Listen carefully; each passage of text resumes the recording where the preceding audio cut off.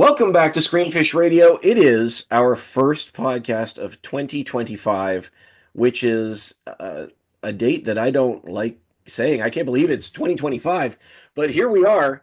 And I am very excited always for the first podcast of the year. It is always a special episode for us as we step in to the movie moments that mattered of the previous year. And for an episode like that, we need incredible guests. And I have two amazing friends to the show on here, Victor Stiff and Dave Voigt. Gentlemen, thank you so much for coming on. I appreciate it. Always happy for the invite. Absolutely.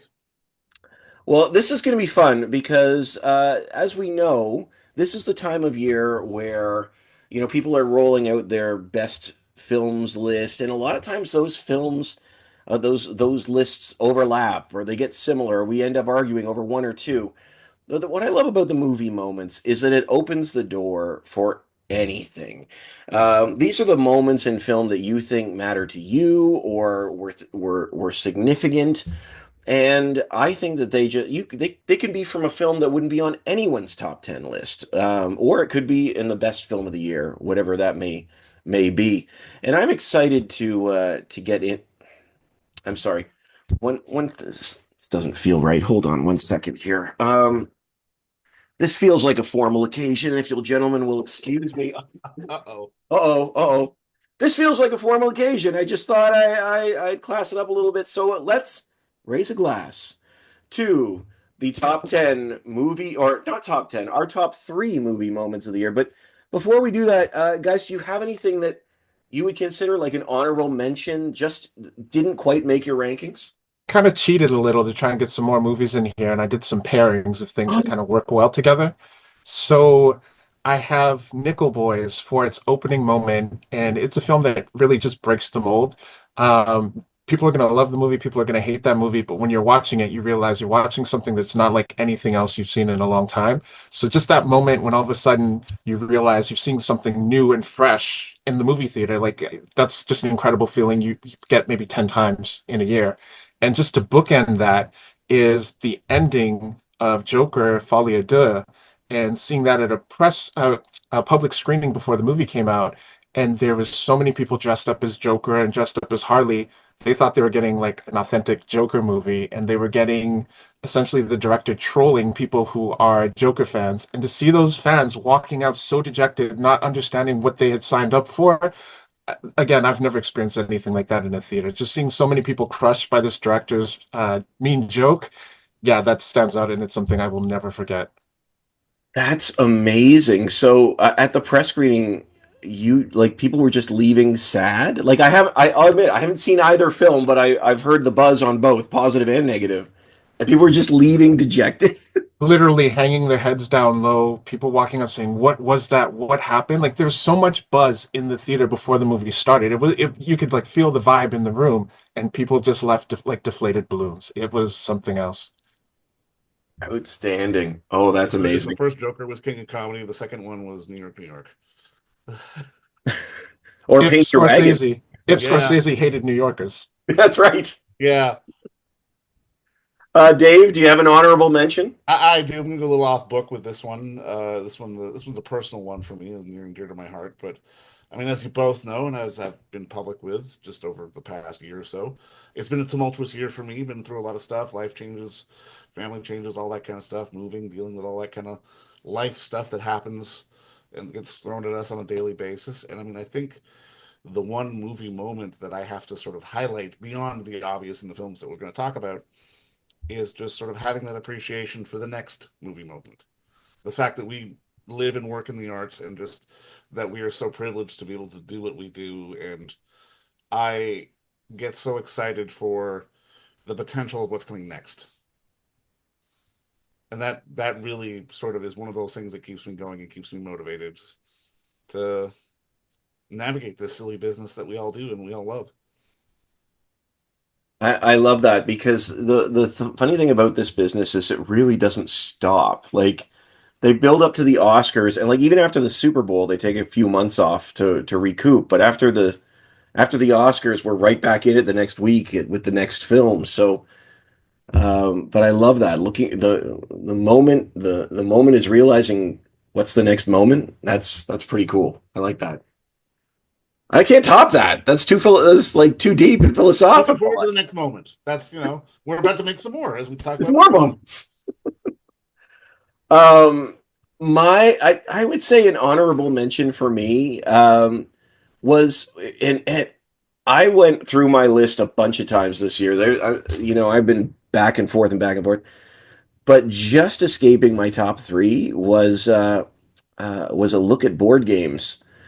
If you've seen the movie Heretic, the movie Heretic, there is a scene where Hugh Grant pulls out multiple iterations of the game Monopoly, and he is so maniacal in this role. Like Heretic, I thought was just one of the most fascinating films of the year to me.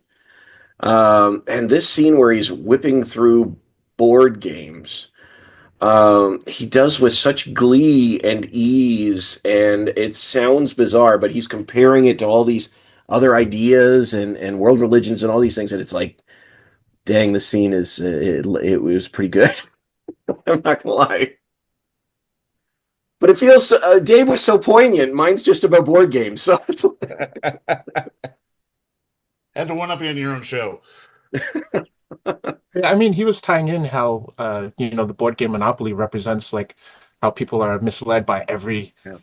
religion and philosophy through life. Like it's a pretty smart writing and an incredible performance, right? I don't think it's as frivolous as like, picking some lowbrow humor out of Deadpool. Um, like there's a lot to unpack about Heretic. Like that's a movie that I don't think it got enough flowers. People are gonna be talking about that one for a while. I agree. I agree. It's one that is really smartly written, and that scene in itself just leaves you with so many conversations, questions afterward. I think the whole film is solid, but that scene is key for me. But let's do our top three. Let's do our top three, and we'll keep the same order we've had. Vic, why don't you kick us off with your number three movie moment of 2024? So again, much like Dave, it's been a year of highs and lows. Seems like there's been a lot more lows than highs, and getting to the movie just gives me a chance to escape, forget about my problems for a little while, and just turn off my brain and maybe come out of the theater feeling refreshed. Sure. And so there was a film that I was so excited to see that debuted at TIFF. It's not out yet. It's going to come out in 2025. It's called Friendship, and it stars Tim Robinson. It's a comedy. He's a one-of-a-kind comedian who has insane sketch comedy show on Netflix called I Think You Should Leave, and people who love his humor will die for his humor. And I was very excited to see what he was going to do in an hour and a half film, and it essentially plays like I Think You Should Leave the movie. It was like an 8 a.m. press screening, so everyone's rolling in there grumpy, deadlines in front of them, sipping their coffee, and the entire theater was jam-packed and people were rolling in the aisles. I've never been to a press screening that was that raucous and just it was like you were at a comedy club. And just beginning to end, the film is nonstop jokes. But there's one scene, I'm not going to get too spoilery, but in the middle of the movie, it builds up to a dream sequence where this character wants to find out something about life, and he has to lick a toad and have this kind of drug-infused dream sequence.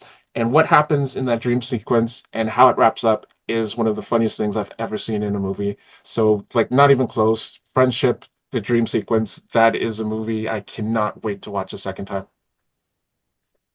I've heard so many good things about that one, but that is one that I missed at the festival. So I'm looking forward to seeing that. Yeah. It And was I a love hot this. ticket. It was, yeah. Yeah, it was. Great pick. Great pick. Dave, what's your number three? For me, I would probably go at the beginning of Saturday night. 10:01, clock starts, needle drop, and you go. Not that necessarily it's this sort of monumental moment, but it was such a tone setter for the entire piece and reminding us that this isn't the biopic. This isn't a sort of slice of this or a slice of that. This is you're experiencing what this was like in the moment. Strap in and just go for the ride. like I said, that literal needle drop of like, okay, 10-1, we go. That was a film I thought was really underrated, and I think that you're right. There's a lot of energy in that scene. Well, I, is it one take? Am I wrong on that opening? It might be because I mean, you and I both got to talk to Reitman. I mean, we know Yeah, there were sort of extended takes just in terms of how they blended everything together. So it's quite possible it was. yeah, yeah. That was one. It was interesting. Like again, a lot of people missed it, and I think it's coming on Netflix soon. Actually, I think I read that somewhere, so that would be one. Hopefully, people pick up. Um, my number three.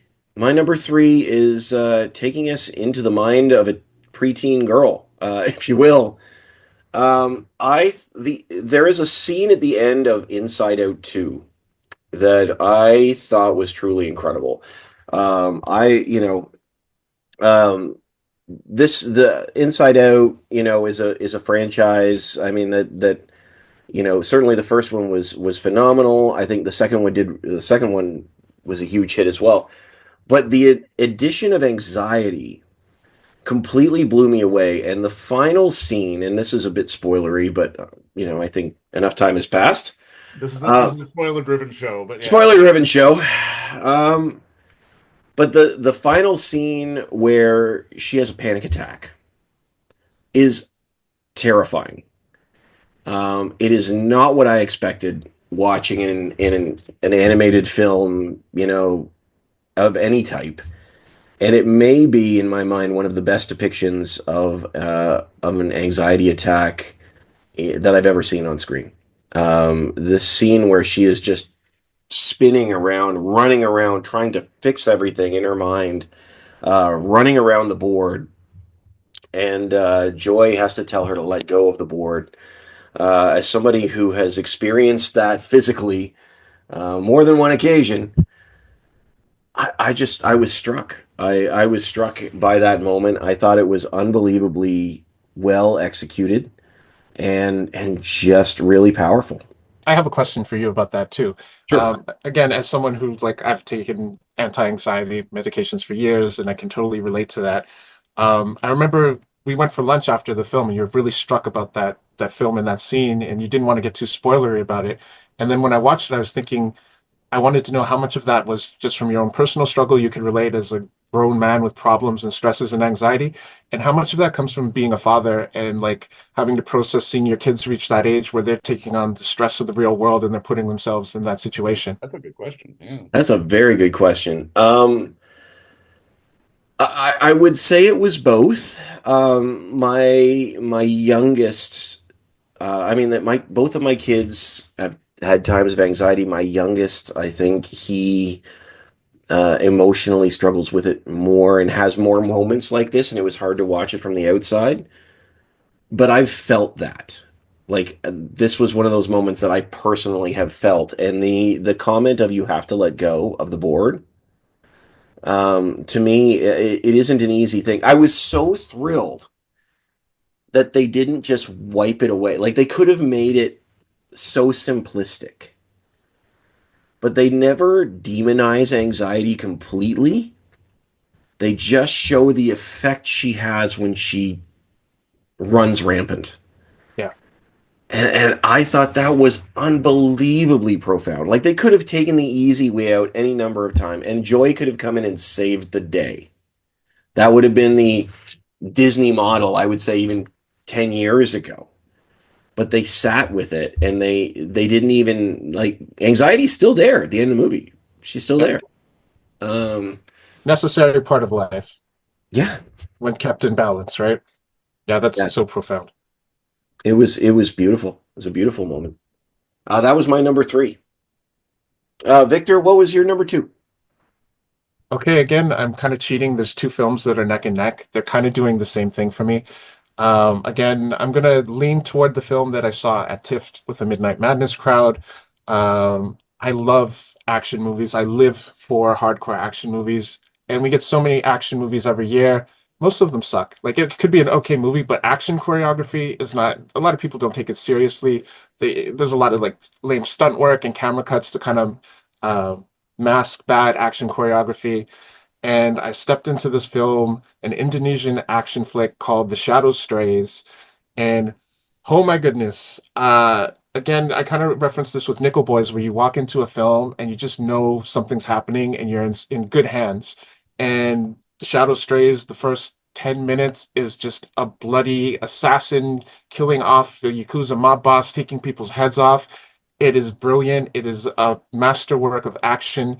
Um, it's epic. It's truly epic, and this film answers the question. Perhaps you could have too much of a good thing because these intense action scenes go on for about 2.5 hours to the point it's like you got to stop and take a break halfway through. But like that opening moment when it hits you is just incredible. There was nothing else really like it except Walled In, another crazy action movie. I believe this was a Hong Kong action movie by Soi Chang. He's the guy who made the classic Killzone 2, aka SPL 2, A Time for Consequences. And again, it's like you go in there and you see this first brawl go off, and it's like if this is your thing, you're in heaven for the next 2 hours. It's just the perfect start to a movie.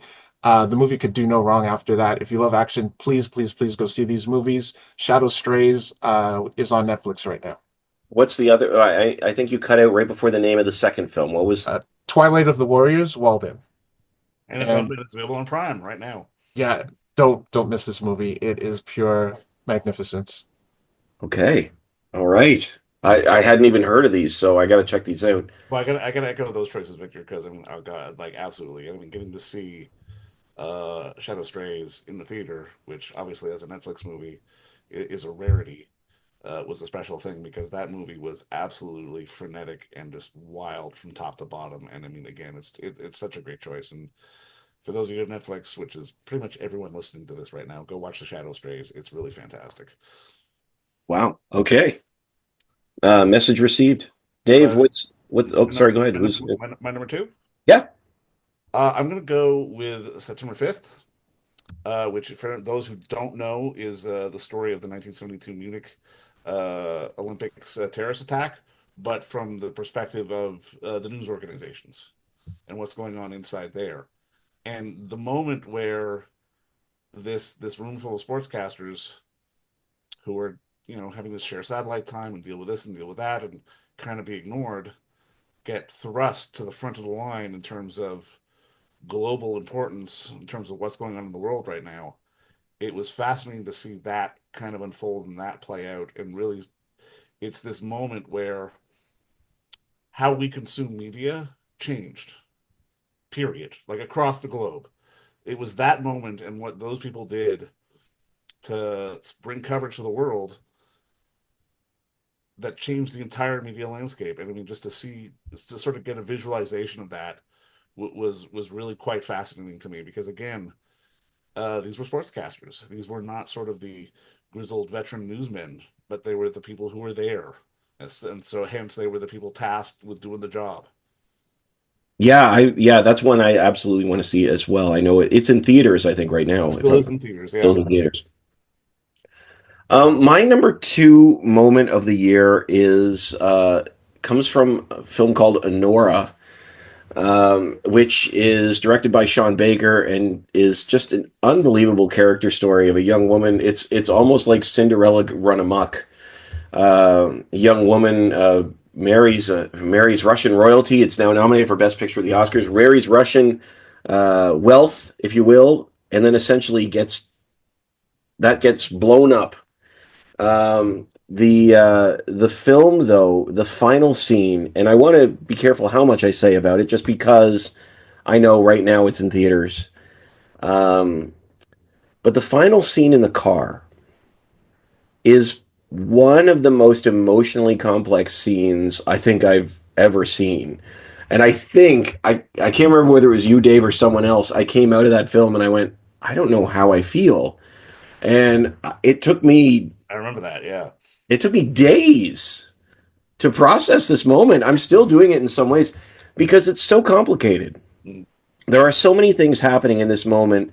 Honora is in the car with another person. I don't want to give too much away, and the impact of the relationship or non-relationship that's taking place. I mean, there's a relationship. It's just a question of what that relationship is. Is it just it leaves you. I don't want to say it leaves you wanting. It doesn't. It leaves you feeling everything. Maybe that's a better way to describe it. I felt sad. I felt angry. I felt joy. Like there's all of these emotions that are just in this moment, and it is such a beautiful finale for a film like this that again doesn't take the easy way out. Well, and it's one of those moments where the main character's sort of worldview gets upended, Yeah. and we see this lost soul there for the first time, and it's like, whoa. Yeah, you're watching a person's dreams slip through their fingers in real time, right? That's a very heavy burden to endure.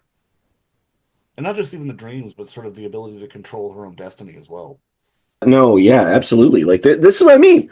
It's so complicated. There's so many things at play in this 4 minute scene. And it just, my goodness, it's powerful. It's so powerful.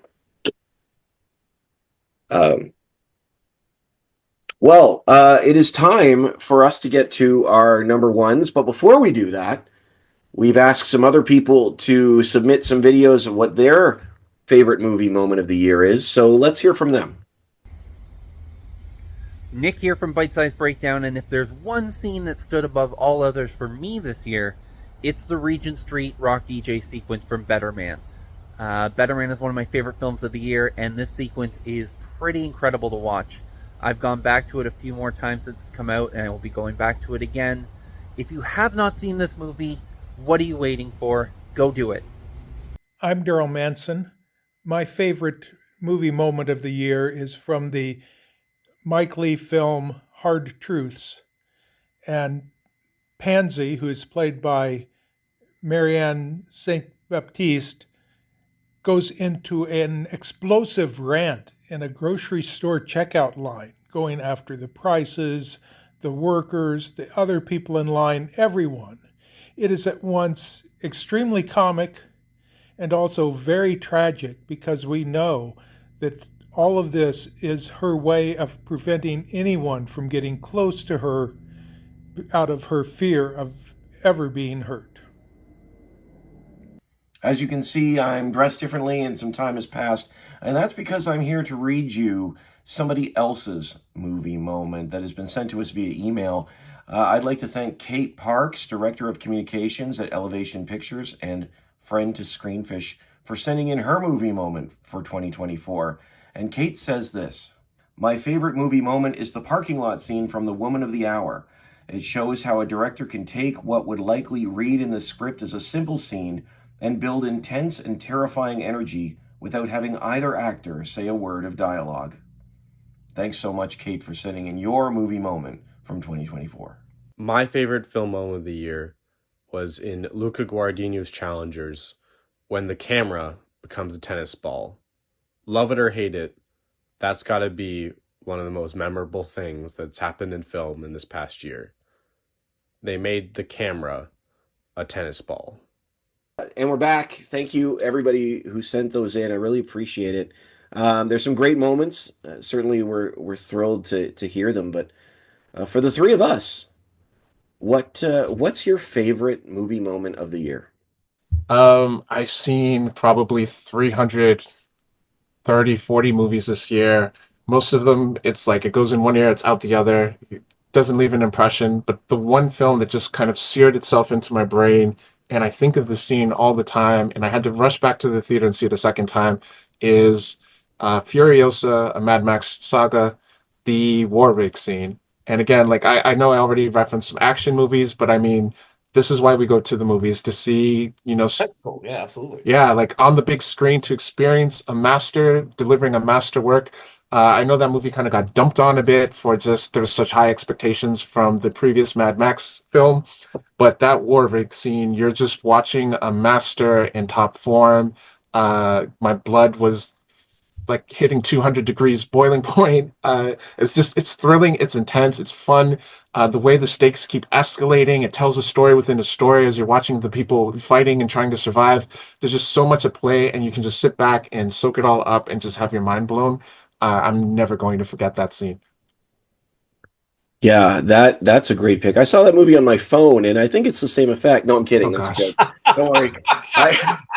I just wanted to see your eyes got so big there. No, that's an incredible pick. That film got dumped on unjustifiably. I don't know what the reason was, or whether it was. I mean, I've heard fanboy backlash. I've heard just people, like you said, expectation. It is incredible. It's an incredible follow up. I think the problem is that Mad Max Fury Road was such a lean and simple flick, and this one kind of brings in so much world building. But I truly believe that people who are going to find this movie 5 years, 10 years from now, the younger generation, they're going to, if they see Furiosa before Mad Max, I think they're going to like that movie better, and they're not going to appreciate how lean and mean the original one was. I think it's going to hold up once you get past like all the hype that was coming into 2024 and you just see the movie on its own terms. I think it's another gem. Absolutely. And you're right. In theaters, it is gorgeous. Yeah. That is just, oh, absolutely beautiful. Dave, what about you? Well, I mean, in all fairness, I was going to talk about Denora, but I've got something else because I was cheating You as can well. you can do it. Your It's moment can be the same as mine. That's It's all fine. right. For me, I think the real standout, or at least one of the major standouts, it's because it was one of my favorite movies of the year, but A Real Pain, which obviously Jesse Eisenberg wrote and directed, did a fantastic job in. But and it's two separate moments, but they kind of share a thread because I mean, it's these two broken guys going on this tour group to see their grandmother's home, and they both have these real quiet sort of genuine breakdown moments inside the dynamic of this tour group who, they don't know anybody in there, but there is such intimacy in sort of the sharing with strangers and the sharing in the moment and just being able to have those kind of raw, real moments when you need to have them, regardless of who's around you. And I mean, again, it's one of those films that quietly kind of blew my socks off because it's, again, when you think of Jesse Eisenberg, you don't think of someone who's going to be such a nuanced writer, director, storyteller. And I mean, this guy has kind of proven that he is a filmmaker to be reckoned with for the next several years because this was such a quietly genuine movie that I'm so glad people got to see it. It's streaming on Disney Plus now, or Hulu, or depending where you are listening to this. But it's such a fantastic, quiet piece of cinema that it really really opened my eyes to just sort of the power of being quiet. I mean, it's kind of funny. I think Victor and I had opposite years. Victor loved the spectacle, the big, the bold. I was sort of embracing the quiet and the intimate.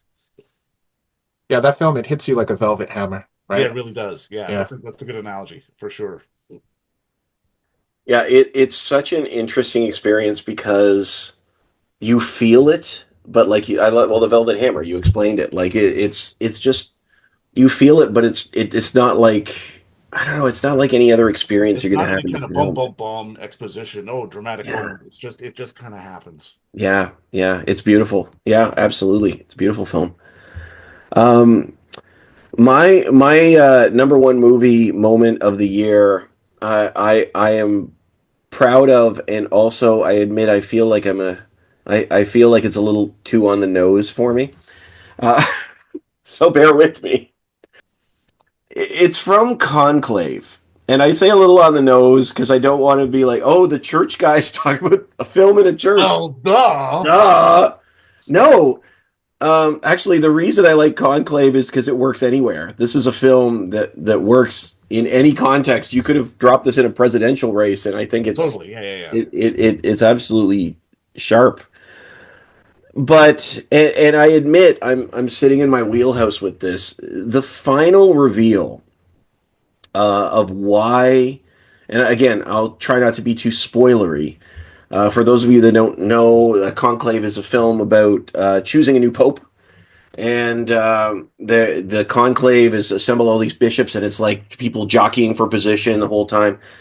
And the like, I'll admit the final pick you can kind of telegraph. I felt like I could telegraph earlier on, but the why at the end, there's sort of I know a lot of people found it jarring, the why they were picked and the conversation that ensues as Ralph Fiennes is speaking to this individual privately, is an incredibly beautiful moment. And this is where I do sit in my wheelhouse. I came out of that in that scene. A lot of the people that I know that came from church communities and just saw, oh, it looks like a good movie, I'll go see it, were sort of struck by that moment. And sort of like, what does this mean? And I'm sitting there thinking, this is the future of this is the church. This is what it is. Because there's this real tension between moving forward and backwards, which also sounds like a presidential election, but we're not getting into that. And I just love that final scene. It sort of sat with me. Not only is it beautifully executed and well written and just a phenomenal film, that scene sat with me, and it was interesting for me hearing people watch it and come to me afterwards to discuss it, because there were a number of dominoes of people saying, "Well, tell me about that. What does that mean?" And to me, it's obvious, but I just thought it was a really powerful moment. It reminds me a lot of Game of Thrones, actually. And I Mm. know people love the show till they didn't, and people are really against the ending of that show.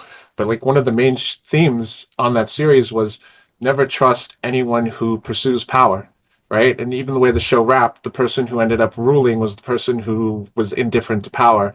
And I think that film, it condenses, 10 years of Game of Thrones into a 2-hour movie. And it's just, you really have to question people who want to lead that badly. Like, what's fueling their desire. Yeah, I did not expect the scene where the dragons showed up in Conclave. That was That was Isabella Rossellini. she was the mother of dragons in that movie. That Got her really, recognized. I mean, she got nominated, didn't she? Yeah, she showed up for 5 minutes and threw some dragon level heat, and it worked. Such a good moment too. Such a good moment too. Um, Gentlemen, I really appreciate this. This is absolutely fantastic. I love hearing about the moments that mattered. You've given me some films that I need to see as well, which is exciting for me as well. I love stories. I love hearing stories across the board. Um, and the follow-up segment to this, we're going to talk about one of last year's films, and we're going to talk about Better Man. But I'm going to actually pause here, and we're going to come back. Our next episode will be focused on Better Man. I hope you'll join us for that as well. So, for you at home, we started the conversation. This was ScreenFish. Lazy booking, same guest twice in a row. My God. We got to change our shirts now.